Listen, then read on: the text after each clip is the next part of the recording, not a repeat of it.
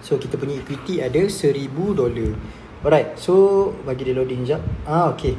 So sekarang ni kita berada dekat market gold. Apa yang saya nak buat sekarang ni adalah saya nak tunjuk dekat korang bagaimana buy ataupun position sell kita. Macam mana kita nak tahu ianya dalam keadaan profit. Alright. So benda pertama sekali untuk korang entry ni dekat iPad nampak tak simbol macam pintu kat atas ni? Korang tekan kat sini, dia akan keluar lah. Okay, dia akan keluar lah buy kat kanan, sell kiri. So sekarang ni kita nak kena tahu satu benda. Okay, apa function line merah kat atas ni? Ini spread apa function line merah dan juga line hijau. Ada setengah tu dia merah kat atas, dia warna kelabu kat bawah. So yang merah kat atas ni dia adalah as line, yang bawah ni adalah bid line. As line ni bila kita entry buy, dia akan trigger dekat as line. Kalau kita entry sell, dia akan trigger dekat bid line. So kalau tak percaya, saya tekan buy dulu. Saya masuk dulu Okay, sekejap, kena tekan accept dulu. Kita masuk buy satu position. Bismillah. Nampak? Instant terus je masuk entry broker ni.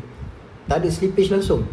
Okay, nampak? Bila buy dia dekat as line. Kalau saya tekan sell pula, okay, saya tekan sell, dia berada dekat bawah.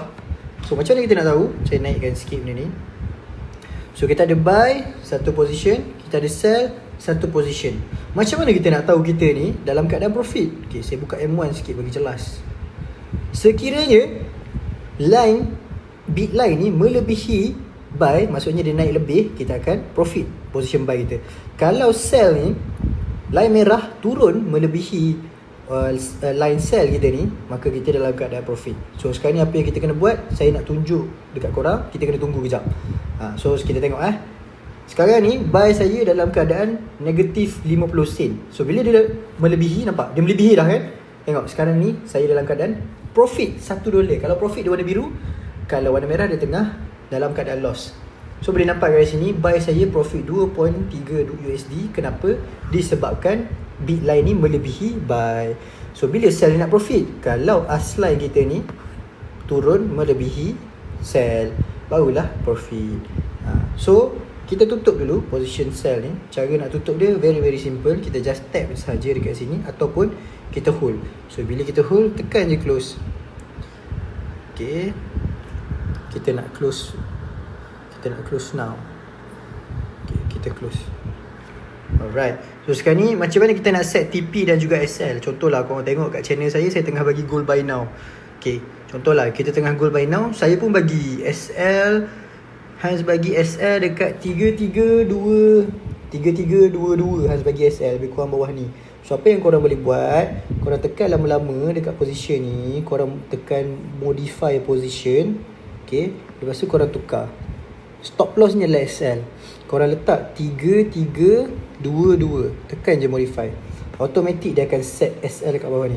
Contohlah TP saya bagi dekat korang dekat area 3329. Okay, kita letak 3329 lah. Ataupun saya letak dekat sikit supaya korang tahu bila dia kena dia close. 3327. Okay, so saya letak TP dekat 3327. Step yang sama juga, kita hold lama-lama dekat entry kita ni. So tekan modify position, kita letak 3327 modify. So automatic kita punya TP berada dekat sini. So apa function TP dengan SL ni? In case kalau price naik, bid line melebihi daripada TP, automatic position kita akan close dalam keadaan profit. Tapi kalau di hit SL, as line melebihi, kita punya position akan close dalam keadaan loss. So kita tunggu sekejap. Jadi kalau ada saya update, saya tunjuk kat korang. Okay guys, so korang nampak bila dia hit sahaja TP tadi, automatic close. So position tadi tu akan close dalam keadaan profit. So untuk tengok benda tu, kita kena buka kepada bahagian sini history. Tekan history, dan atas sikit korang boleh nampak position kita tadi tu dia warna hijau. Sebab apa? Dia hit TP. So dia close dalam keadaan profit 7 USD. So overall $1 profit. So itu je guys, simple lah. Lepas ni kalau korang tengok saya bagi signal tu, korang boleh entry terus, and then TP ataupun SL terpulang. Korang boleh ikut ataupun korang nak ikut pendirian korang sendiri. Alright, signal tu adalah sebagai guidance korang sahaja. So guys, kita jumpa lagi next video. Assalamualaikum.